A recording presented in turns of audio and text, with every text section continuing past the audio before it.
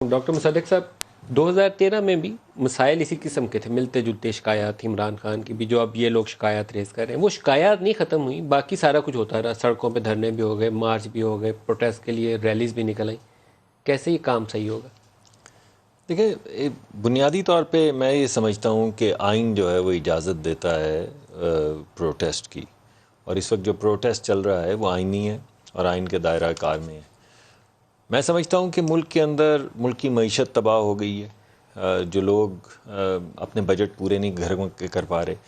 اگر کوئی بجلی کا بل دیتا ہے تو بچوں کی فیس نہیں دے پاتا، اگر بچوں کی فیس دیتا ہے تو کھانا نہیں کھلا سکتا بچوں کو، اگر کھانا بھی کھلاتا ہے بچوں کی فیس دیتا ہے تو ماں باپ کی دوا نہیں لا سکتا، اگر ہسپتال میں دادا دادی کو لے کر جاتا ہے تو وہ 11,000 ایک ڈائلسس کا مانگتے ہیں، جو پہلے 2,000 3,000 میں ہوتا تھا.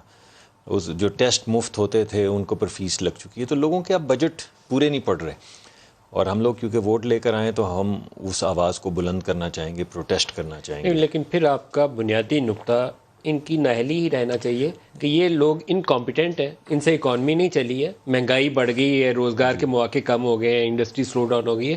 پھر آپ کا سلوگن یہ رہنا چاہیے، اسی پہ پبلک موبلائز کریں. لیکن صرف ایک تو نہیں ہے نا معاملہ. ہمارا دوسرا معاملہ یہ ہے، آپ صحافت کو لے لیں، 5,000 لوگوں کو نکال دیا گیا، چیدہ جو کریٹیکل لوگ تھے ان کو ان کے اداروں سے نکلوایا گیا 8 بجے 10 بجے والے پروگرامز میں. جو قلم اٹھاتا ہے پیمرا اس کو بلا لیتی ہے، تم اس کے پروگرام میں نہیں بیٹھ سکتے، تم اس پروگرام میں نہیں جا سکتے. یعنی اس طرح تو کبھی ڈکٹیٹرشپ میں بھی نہیں دیکھا تھا. تو ہماری جو معیشت ہے وہ بھی ہمارے ہاتھ سے گئی، ہماری جو آزادی ہے آواز اٹھانے کی، ایکسپریشن کی، وہ بھی ہمارے ہاتھ سے گئی.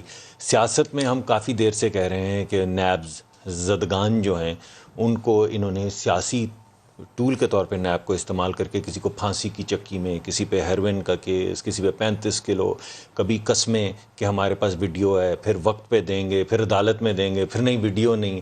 تو سیاست بھی گئی، صحافت بھی گئی، معیشت بھی گئی، ہمارے آئینی حقوق بھی گئے، ہمارا ووٹ بھی گیا. تو میں سمجھتا ہوں یہ ہمارا آئینی حق ہے کہ ہم ڈیمانڈ کریں حکومت ڈیزالو ہونا. آپ کا جو نقطہ ہے نا وہ بڑا اہم ہے. ہم سنیچ تو نہیں کر رہے، ہم ڈیمانڈ کر رہے ہیں. ہم قانون ہم جس وقت فار ایگزامپل سینٹ میں بیٹھیں، انہوں نے 20 کے قریب دی ہیں صدارتی آرڈیننسز. ہم نے کہا ٹیبل کریں ڈیبیٹ کرنے کے لیے، انہوں نے مؤخر کر دیا اجلاس.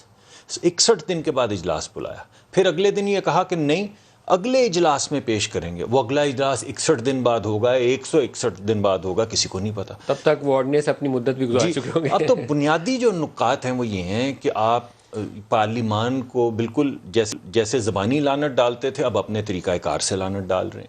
پارلیمان پہ لعنت ڈال رہے ہیں، آئین کو پامال کر رہے ہیں، صحافت کو ختم کر رہے ہیں، معیشت کو تباہ کر رہے ہیں. تو پھر ہم کیوں ڈیمانڈ نہ کریں؟